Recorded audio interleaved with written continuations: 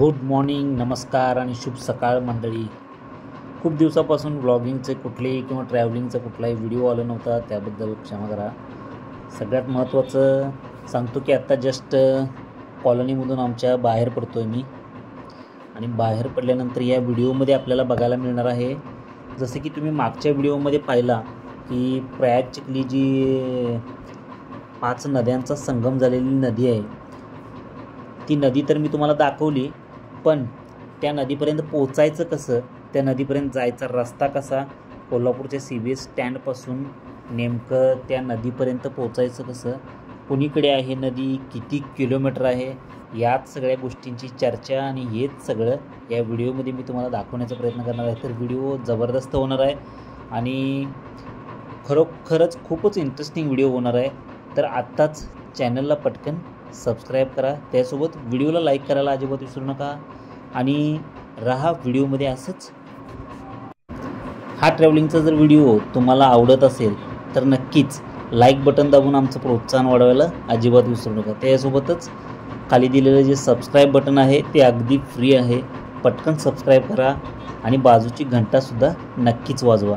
चला तर आता जास्त वेळ न घालवता आपण जाऊया आपल्या लोकेशनवरती. जसे की कॉलनीतून बाहेर पडल्यानंतर आपण चाललो आहे सध्या कोल्हापूरच्या ST स्टँडच्या मार्गावरती, कारण का आपण जाणार आहे नद्यांचा संगम बघण्यासाठी. पण मी तुम्हाला दाखवणार कुठून आहे की नेमकं ST स्टँडपासून ते किती किलोमीटर आहे आणि ST स्टँडपासून कोणत्या दिशेने गेल्यानंतर आणि कोणत्या गावी जायला लागते, कोणत्या दिशेने जायला लागते, कोणत्या गावी जायला लागते, हे प्रॉपरली तुम्हाला मी या व्हिडिओमध्ये दाखवण्याचा प्रयत्न करतो.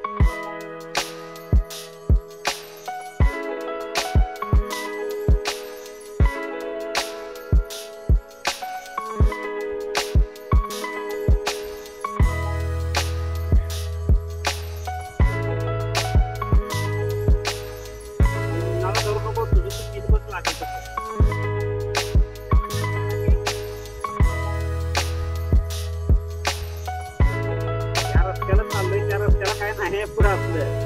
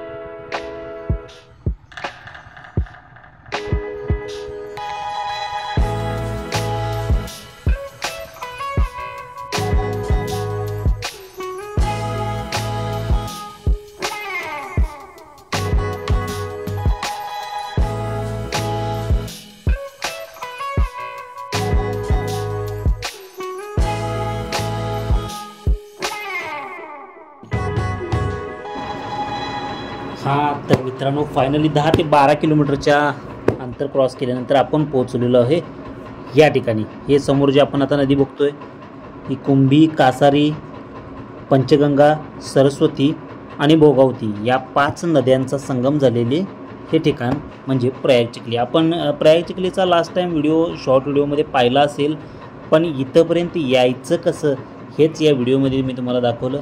हा जर व्हिडिओ आवडला असेल तर नक्कीच व्हिडिओला लाईक करा, त्यासोबत चॅनलला सबस्क्राईब करायला अजिबात विसरू नका आणि बाजूला दिलेली जी घंटा आहे ती पटकन वाजवा, जेणेकरून असेच इंटरेस्टिंग जे येणारे व्हिडिओ असतील ते सर्वप्रथम तुमच्यापर्यंत पोहोचतील.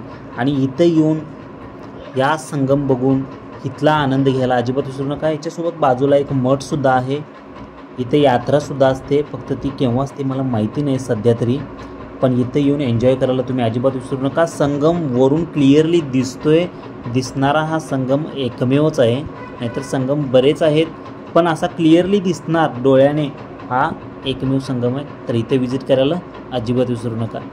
चला तर पुन्हा भेटू अशाच एका इंटरेस्टिंग व्हिडिओसोबत.